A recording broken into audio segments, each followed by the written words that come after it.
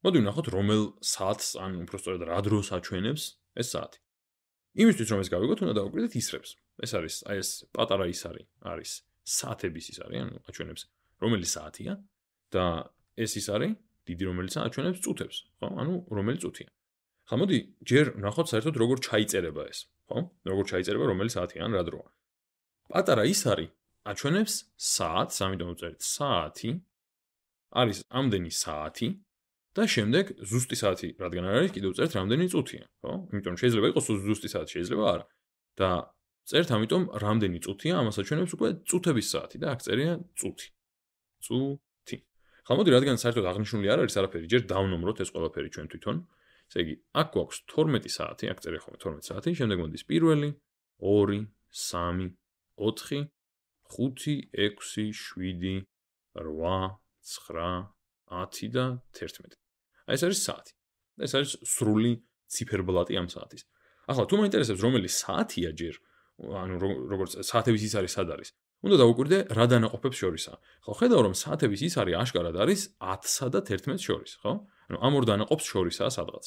და რადგან ზუსტად 10-ზე არ არის და რადგან ზუსტად 11-ზე არ არის, ამათ შორის რადგანაა ნიშნავს რომ 10 საათს გადასცდა, მაგრამ ჯერ 11 საათი არ არის.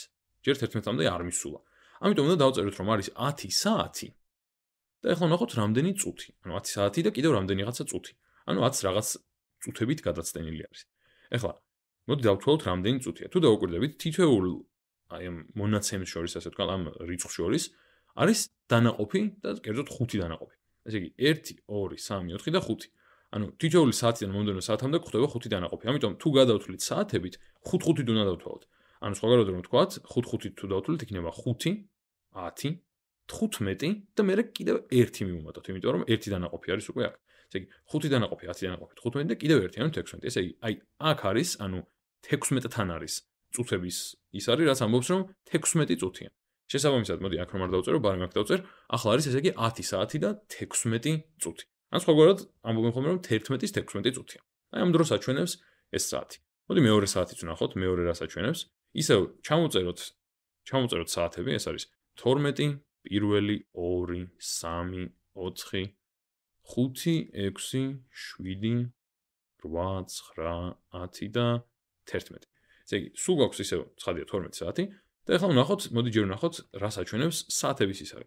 საათების ისარი აი ეს აჩვენებს რას, რომ პირველ საათსა და 2 საათს შორისაა.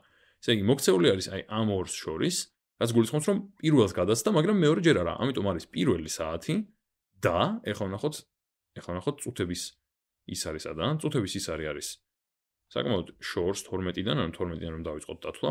ესე იგი 5, 10, 15, 20, 25, 30, 35, 40 და კიდევ მე თითო-თითო გადავთვლით 41, 42, 43 და 44. აი აქ არის 45-ზე ერთით ნაკლები. ესე იგი არის პირველი საათი და 44 წუთი. შეგვიძლია ასე ვთქვათ, რომ 2 საკლია 16 წუთი.